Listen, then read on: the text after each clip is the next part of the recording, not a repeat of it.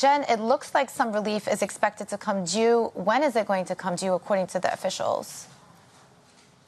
That's right, Joumanna. I don't think it's a stretch to say this is an opportune time, at least this news from what we're understanding. So we got some updates that potentially there is a probability that we'll see normal to above normal rainfall in parts of southern Africa that you were just mentioning there. And of course, this is being triggered by the changing weather patterns going from El Nino to potentially La Nina, which then means cooler and potentially wetter weather. And as you were just mentioning there, I mean, this has really been a difficult time for farmers and really for a lot of these countries. On the humanitarian front, there's been estimates that more than 30 million people have needed increased food aid just because of the lack of harvest that there has been. Of course, we have to note that a lot of these countries rely on these harvests and these crops for their own exports and their own economies.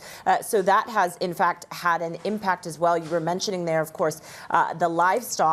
And then there is the impact on inflation and prices of some of these staple items that people are eating on a day-to-day basis. And so potentially we will see wetter weather and then that will start to ease up some of the stress and the strain that a lot of this part of the world has been struggling with for the past several years. And what does it mean for production figures in the next harvest year? Clearly, they're dealing with the situation now, but what is the bearing on the future? Right.